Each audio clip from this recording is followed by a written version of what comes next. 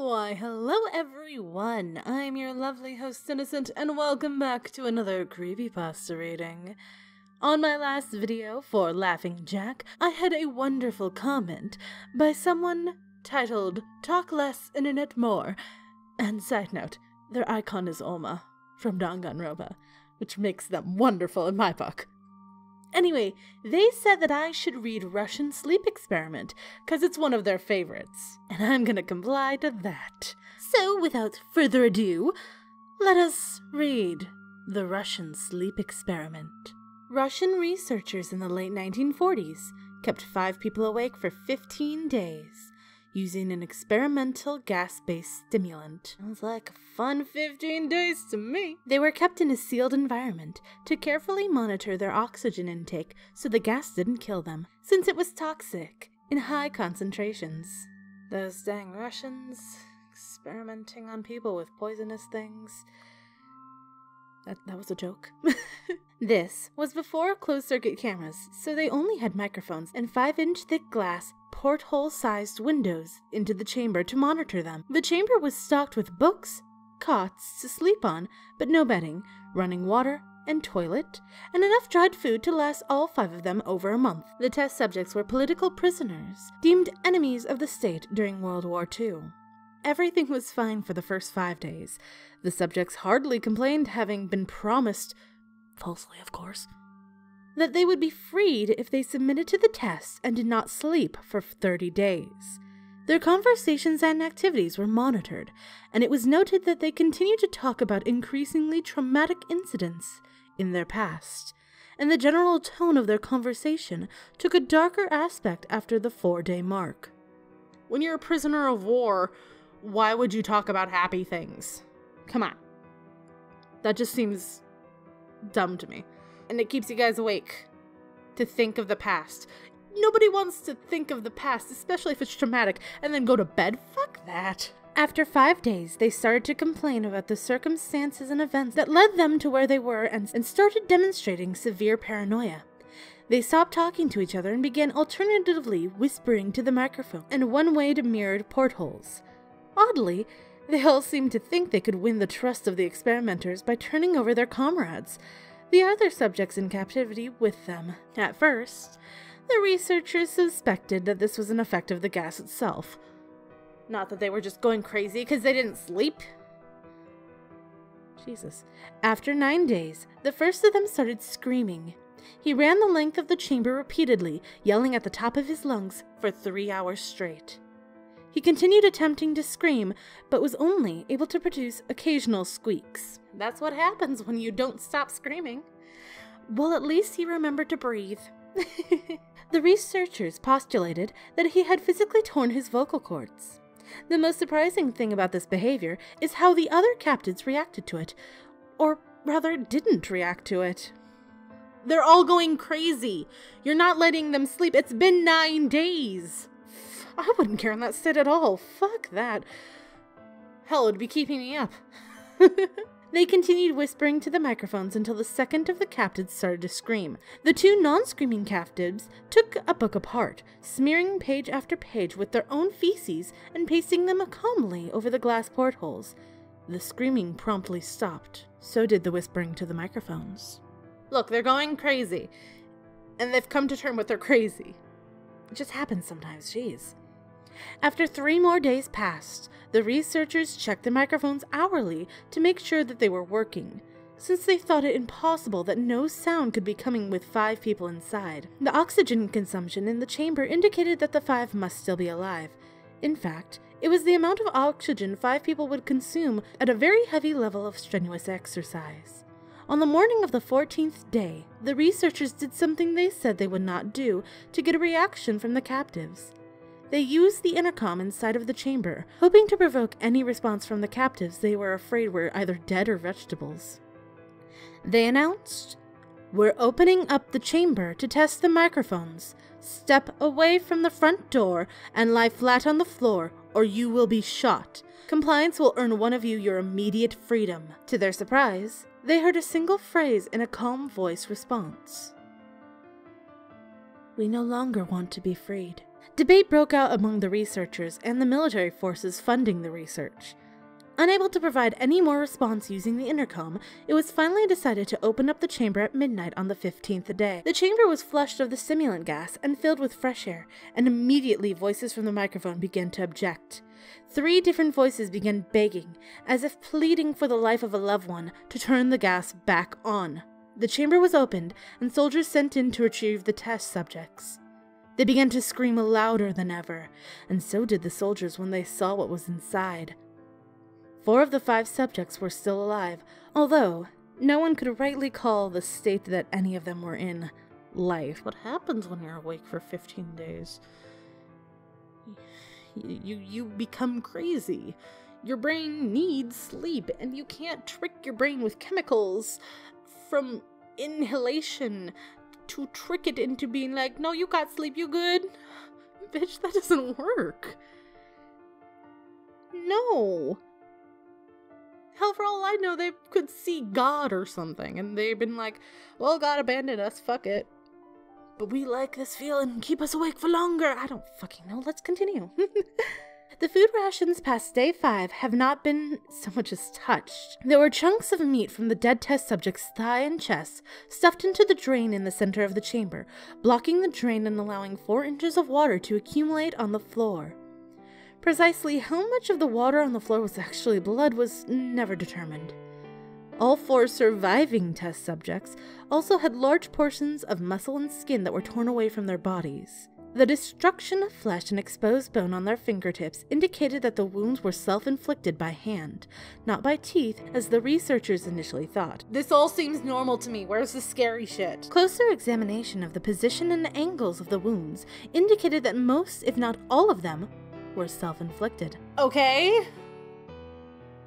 Hello? Is this a creepypasta? The abdominal organs below the rib cages of 4 test subjects have been removed. While the heart, lungs, and diaphragm remain in place, the skin and most muscles attached to the ribs have been ripped off, exposing lungs through the rib cage. All the blood vessels and organs remain intact. They had just been taken out and laid on the floor, fanning out around the eviscerated but still living bodies of the subjects. They probably would have bled out rather than be still living, but okay. The digestive tract of all 4 could be seen to be working, digesting food. It quickly became apparent that what they were digesting was their own flesh that they had ripped off and eaten over the course of the days. Look, they're just going crazy. They went crazy. They are in Crazy Town. They are the mayors of Crazy Town and are fighting for supremacy. Most of the soldiers were Russian special operatives of the facility, but still many refused to return to the chamber to remove the test subjects.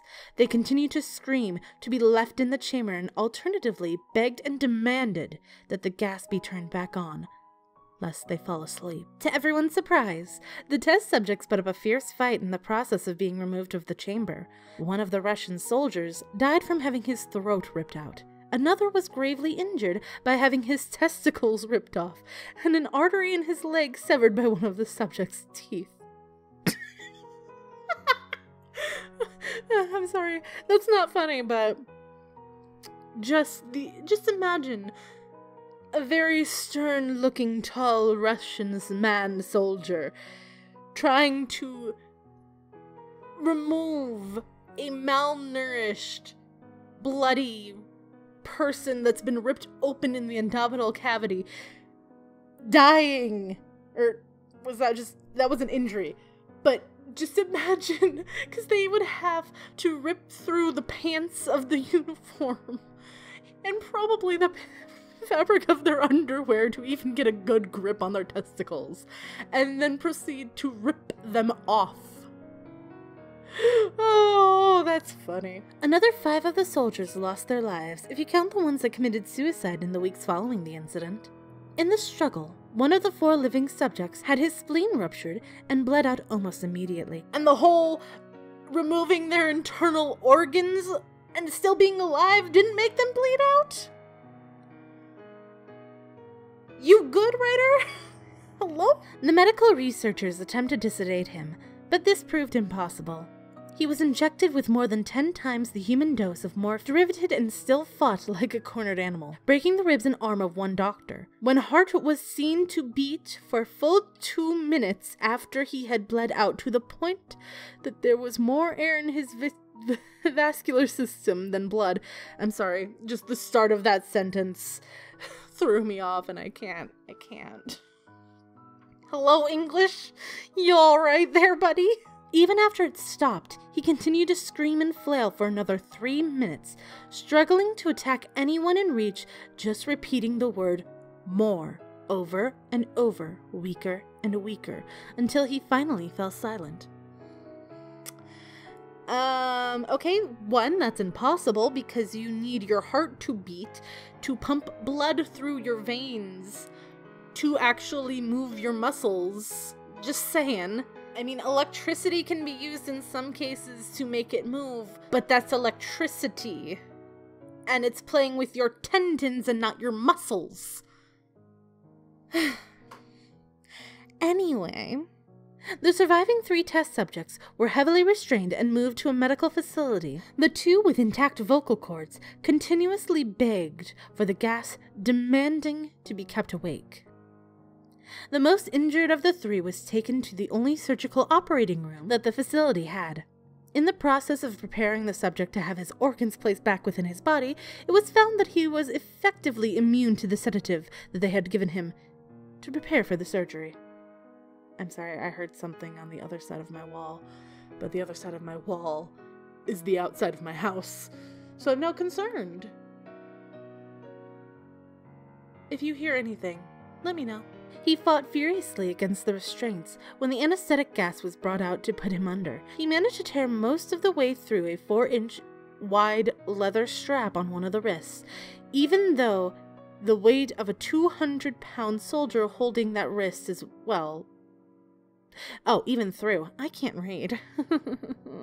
It took only a little more anesthetic than normal to put him under, and the instant his eyelids fluttered and closed, his heart stopped. In the autopsy of the test subject that died on the operating table, it was found that his blood had tripled the normal level of oxygen. His muscles that were still attached to his skeleton were badly torn, and he had broken 9 bones in his struggle to not be subdued. Most of them were from the force of his own muscles had exerted on them. That's another weird sentence. Sorry, I got confused. The second survivor had been the first of the group of 5 to start screaming. His vocal cords destroyed and he was unable to beg or object to the surgery. And he only reacted by shaking his head violently in disapproval when the anesthetic gas was brought near him. He shook his head yes when someone suggested, reluctantly, that they try the surgery without anesthetic, and did not react for the entire 6-hour procedure of replacing his abdominal organs and attempting to cover them with what remained of his skin.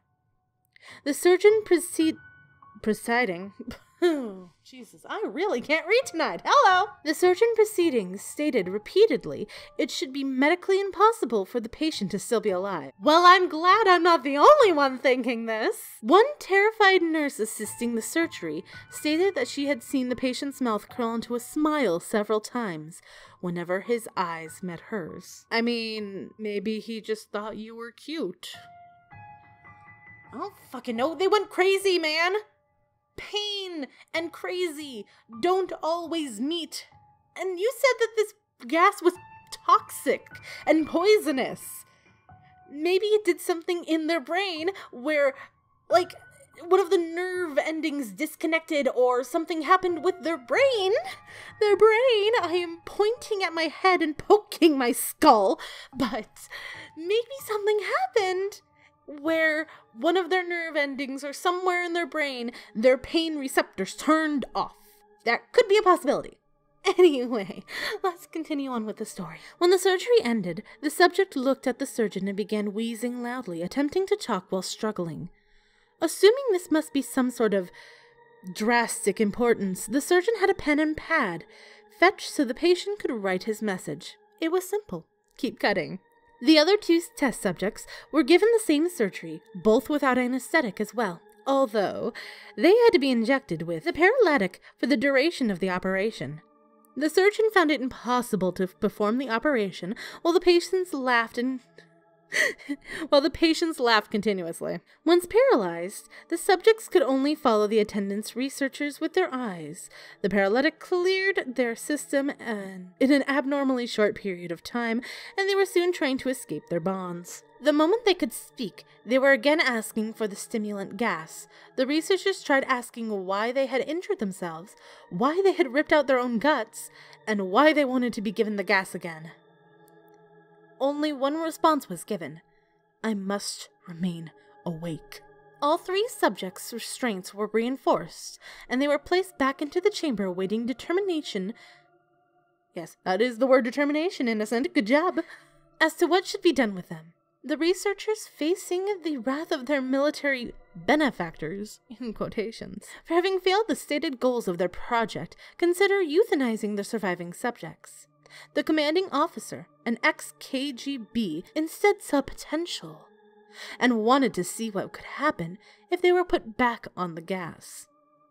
The researchers strongly objected, but they were overruled. Overruled! In preparation for being sealed in the chamber again, the subjects were connected to an EEG monitor and had their restraints padded for long-term confinement. To everyone's surprise, all 3 stopped struggling the moment it was let slip that they were going back on the gas. It was obvious that at this point, all 3 were putting up a great struggle to stay awake. One of the subjects that could speak was humming loudly and continuously. The mute subject was straining his legs against the leather bonds with all of his might. First left, then right, then left again, for something to focus on. The remaining subject was holding his head off of his pillow and blinking rapidly. Having been the first to be wired for the EEG, most of the researchers were monitoring his brainwaves in surprise. They were normal, most of the time, but sometimes it flatlined, inexplicably. It looked as if he were repeatedly suffering brain death before returning to normal.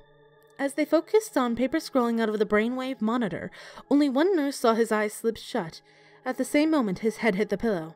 His brainwaves immediately changed to that of a deep sleep, then flatlined for the last time as his heart simultaneously stopped. Sleep is death, and sleep is for the weak. That is the moral of this story. The remaining subject that could speak started screaming to be sealed in now. His brainwaves showed the same flat lines as the one who had just died from falling asleep.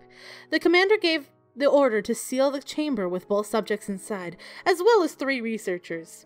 One of the named 3 immediately drew his gun and shot the commander point blank between his eyes, then turned the gun on the mute subject and blew his brains out as well. Well, this is escalating very quickly. Wow. Okay, he pointed his gun at the remaining subject, still restrained to a bed as the remaining members of the medical and research team fled the room. I won't be locked in here with these things. Not with you, he screamed at the man strapped to the table. What are you? He demanded. I must know. The subject smiled. Have you forgotten so easily? The subject asked. We are you. We are the madness that lurks within you all, begging to be free at every moment in your deepest animal mind. We are what you hide from in your beds every night. We are what you sedate into silence and paralysis when you go to the nocturnal haven where we cannot tread. The researcher paused, then aimed at the subject's heart and fired. The EEG flatlined, and the subject weakly choked out. So nearly free.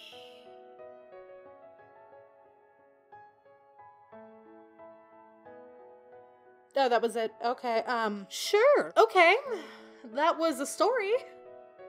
It was very well written, I'll give it that.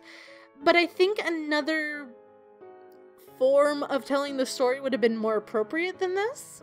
More on the lines of how SCP usually does their storytelling, where it's a case file. All of that would have been done a lot better than what that was, but it was still a great story nonetheless. Some minor grammatical errors here and there, but overall, on a scale from Jeff the Killer being the worst to Edgar Allan Poe being the best, I'd give this a solid 6. Well, thank you once again, Talk Less Internet More, for this great comment and suggestion. I had a lot of fun with this. I do apologize that when reading these and knowing that I'm going to be talking and interluding my own thoughts and opinions in between, I kind of make them more happy sounding. That, yeah, what you gonna do when you're happy, you're happy. Once again, if you have any suggestions on creepypastas that you want me to read, leave them in the comments below. Or don't! I also have an email where you can send me your own personal stories that you've written. Paranormal? I'll read it. Just creepy in general? Hell yeah, I'll read it. Just don't send me any weird links. Or nudes. Please. Anyway, thank you for watching. I hope you had a wonderful time and make sure to go to sleep.